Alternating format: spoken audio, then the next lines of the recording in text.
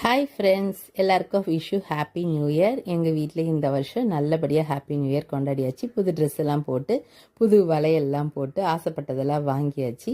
வாங்கி இந்த வருஷம் புது வருஷத்தை நல்லபடியாக நம்ம சிறப்பாக கொண்டாட ரெடி ஆகியாச்சு. என்னதான் நம்ம புது ட்ரெஸ்ஸு போட்டு எல்லாம் பண்ணாலும் வீட்டில் தானே சமைச்சாகணும், அவ்வளோதான். அதுவும் இன்றைக்கி நான்வெஜ் செய்கிற நாள் வந்துருச்சு. புதன்கிழமைன்றதுனால எல்லோரும் நான்வெஜ் சாப்பிடுவாங்கன்ட்டு அன்னைக்கு மட்டன் குழம்பு தாங்க. காலையில் டிஃபனே தடபடலாக இருக்கணும். நான் சைவமாக செய்யலாம், இட்லி வடை சாம்பார் செய்யலான்னு பார்த்தா என் பசங்களாம் இதான் வேணும்ட்டாங்க. சரி என்ன பண்ணுறது சொல்லிட்டு பசங்க ஆசைப்பட்டது செய்வோன்னு மட்டன் எடுத்துகிட்டு வந்து சூப்பராக ஒரு கிரேவி பண்ணியாச்சுங்க. சூப்பராக மட்டன் குழம்பு வச்சுட்டு இட்லி முட்டை தோசை இதுதாங்க நம்ம வீட்டோட ஸ்பெஷலு. எப்போவுமே சண்டே தான் செலிப்ரேஷனு. இன்றைக்கி நியூ இயர்க்காக மத்தியானம் லஞ்சுக்கு எறா பிரியாணிங்க. எறா பிரியாணி பண்ணிவிட்டு இந்த மட்டன் குழம்பு, தயிர் பச்சடி, முட்டை இதுதாங்க வச்சாச்சு. மட்டன் பிரியாணி செய்வேன் எப்போவுமே. சரி மட்டன் குழம்பு வச்சுட்டு இந்த வாட்டி எறா பிரியாணி செய்யலாம்.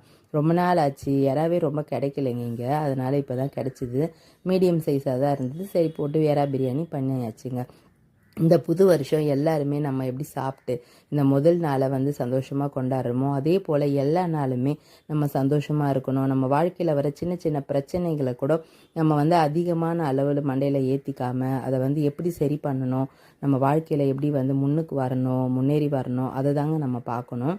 நம்ம கூட இருக்கிறவங்களையும் நம்ம சந்தோஷமாக வச்சுக்கணும்னு சொல்லுவாங்க. அதே போல் நம்ம சந்தோஷமாக வச்சுக்கலாம்.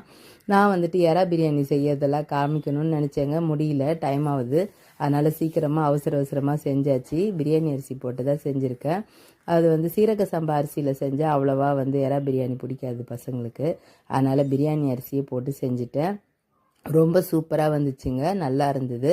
அரை கிலோ அரிசிக்கு 1/2 கிலோ எறா போட்டிருந்தேன், எக்ஸ்ட்ராவே போட்டிருந்தேன். ரொம்ப நல்லா இருந்தது டேஸ்ட் வைஸ் பார்த்தா. அப்புறம் வந்துட்டு இந்த வாரம் என்ன பண்ணுறது, நம்ம வந்து நியூ இயர் செலிப்ரேஷன் வெளியெல்லாம் போகலான்னு பார்த்தோங்க.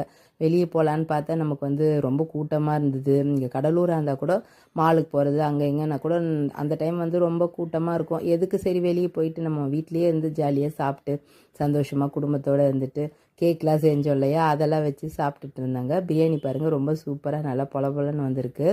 யாராவது தான் ஆனால் காணோம், எங்கேயோ ஒன்று போய் மாட்டிக்கிச்சு போல இருக்குது.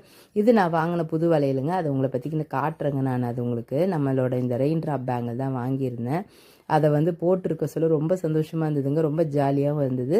போட்டுட்டு நல்லா நம்ம எறா பிரியாணியை சாப்பிட்டாச்சுங்க. அன்றைக்கி சூப்பராக நம்ம நியூ இயரை நம்மளோட சாப்பாடு வீட்டு சாப்பாட்டோட கொண்டாடியாச்சு. சில பேர் ஆர்டர் பண்ணி சாப்பிடுவாங்க, சரி டைம் இல்லாதவங்க சாப்பிட்டுக்க வேண்டியது தான். நம்மளோட எறா பிரியாணி, இந்த தயிர் பச்சடி, முட்டை எல்லாமே வச்சு சாப்பிட்டு சந்தோஷமாக கொண்டாடியாச்சுங்க. நீங்களும் நல்லபடியாக கொண்டாடி இருப்பீங்கன்னு நினைக்கிறேங்க.